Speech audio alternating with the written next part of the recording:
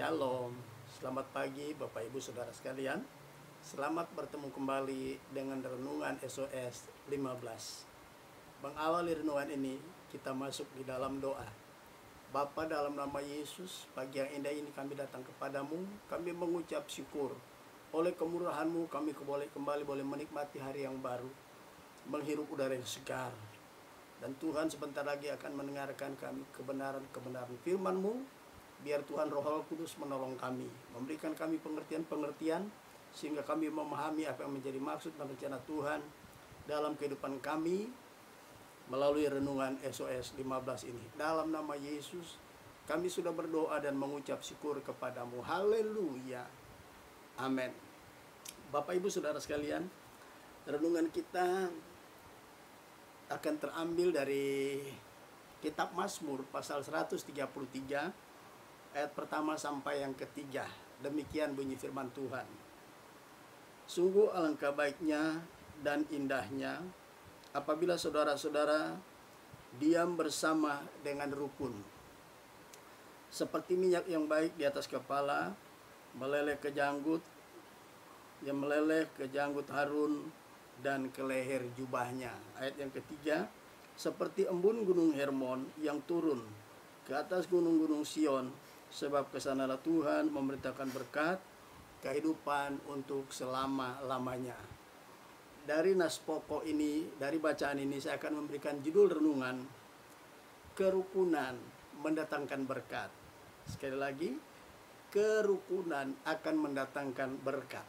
Ya, perhatikan ayat yang pertama. Sungguh alangkah baiknya dan indahnya apabila saudara-saudara diam bersama dengan rukun. Saudara tahu, diam bersama dengan rukun itu ada hal-hal yang perlu diperhatikan.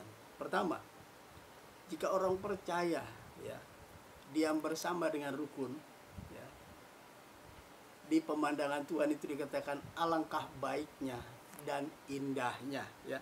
Jadi betapa baik dan indahnya kehidupan orang percaya ketika mereka diam bersama dengan rukun, ya, rukun, ya, tidak, ya. Itulah yang pertama yang perlu kita perhatikan. Yang kedua, ya, diam bersama dengan rukun itu sama dengan tanpa konflik, ya, tanpa masalah. Mereka bisa diam bersama dengan rukun itu berarti saling mengasihi. Jadi kalau diam bersama dengan rukun itu mau menjelaskan, mau menunjukkan bahwa berarti dalam persekutuan itu tidak ada konflik, tidak ada masalah, dan berarti mereka saling mengasihi karena diam bersama dengan rukun. Ya, kemudian diam bersama dengan rukun itu juga punya pengertian. Di sini dikatakan mereka bisa sehati sepikir, ya, sehati sepikir, ya. Diam bersama dengan rukun, mereka bisa sehati, bisa sepikir, saudara. Seia sekata, ya, sehati sepikir, seia sekata, ya. Kemudian pengertian diam bersama dengan rukun itu juga menggambarkan di sana kalau ada saudara bersaudara diam dengan rukun, maka akan tercipta persekutuan yang erat, ya, akan tercipta persekutuan yang erat, ya. Kemudian diam bersama dengan rukun itu juga mau menunjukkan bahwa yang akan memiliki dampak, saudara. Jadi mereka akan maka tercipta suatu persekutuan yang erat dan itu akan menghasilkan dampak, ya. Dampaknya apa? Di dalam Kisah pasal 5, ya, perhatikan Kisah Rasul pasal yang kelima. Kita akan lihat referensi ayat itu, Kisah Rasul pasal yang kelima ayat yang ke-12 sampai ayat 14.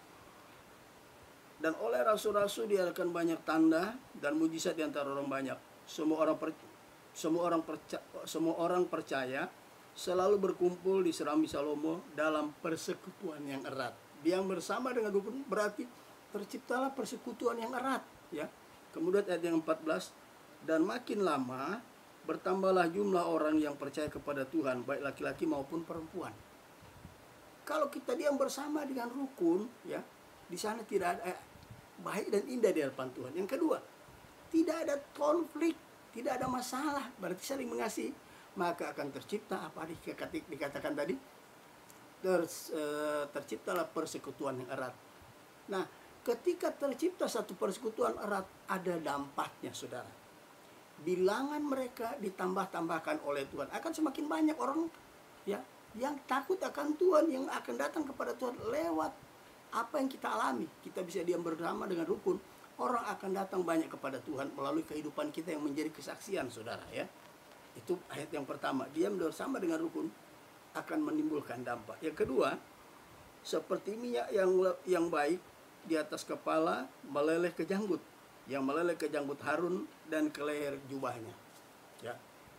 Orang percaya yang diam bersama dengan rukun diumpamakan seperti minyak urapan yang turun dari kepala Harun meleleh ke leher dan ke jubahnya.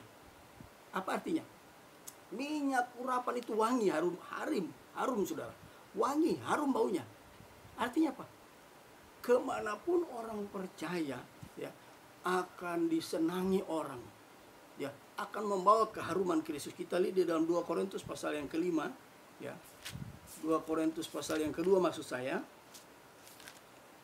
2 Korintus pasal yang kedua ayat yang ke-14 dan 15. Tetapi syukur bagi Allah yang dalam Kristus selalu membawa kami ke jalan kemenangannya.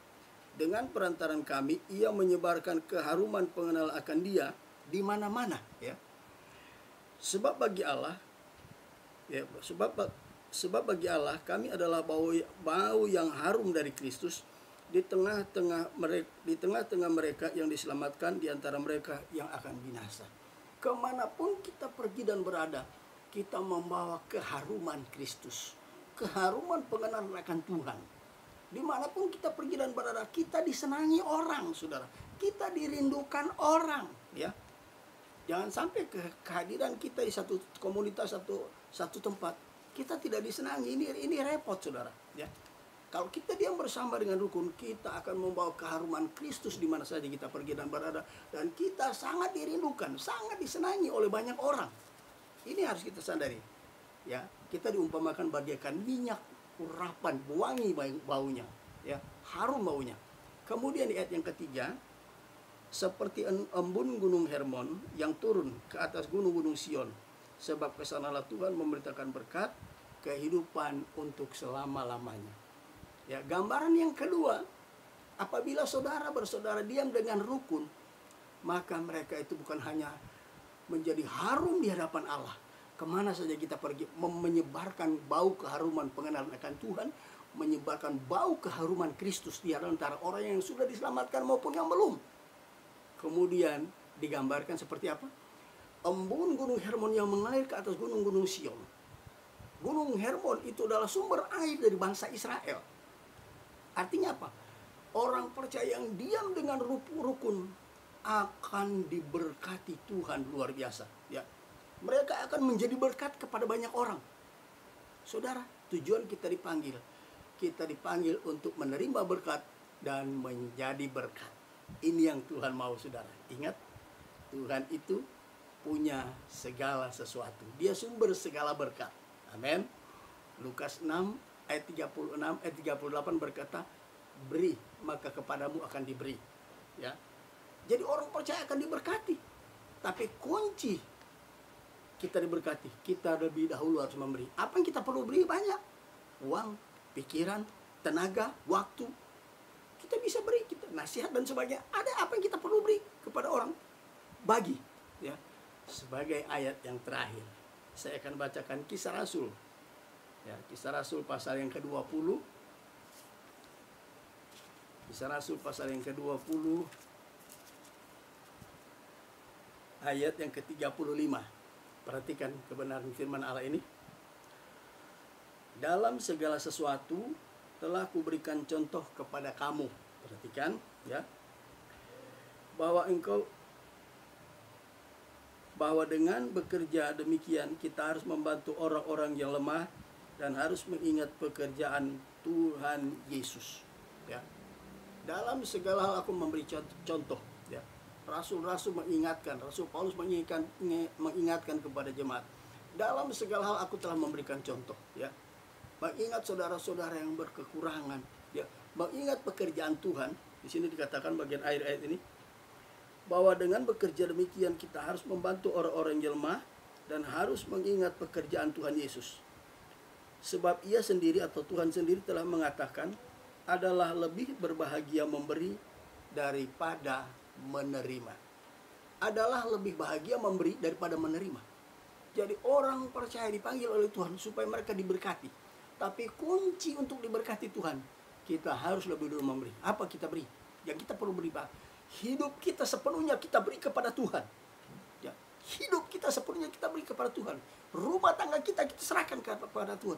Anak-anak kita serahkan kepada Tuhan. Waktu kita, pikiran kita, ide-ide kita, ya, kita berikan kepada Tuhan. Ekonomi kita, kalau kita punya keuangan yang mampu, kita bantu orang lemah, kita bantu pekerjaan Tuhan. Demi pekerjaan Tuhan Yesus katakan tadi. Demi pekerjaan Tuhan Yesus. Bantulah apa yang bisa saudara bantu. Berilah apa yang saudara mampu beri. Maka berkat Tuhan, perintahkan berkat luar biasa untuk selama-lamanya. Sepanjang kita hidup, Tuhan memberkati kita, saudara. Yang penting kunci diberkati, kita harus memberi. Ya. Adalah terlebih berkat. Kalau Alkitab terjemahan nama berkata, adalah terlebih berkat memberi daripada menerima. Tapi kalau Alkitab terjemahan baru tadi kita sudah baca, adalah lebih berbahagia memberi daripada memberkati. Lebih indah tangan yang begini daripada tangan yang begini, saudara. Ya. Kita lihat betapa indahnya kalau kita suka memberi. Kenapa? Dengan kita memberi, kita akan diberkati oleh Tuhan. Amin, saudara.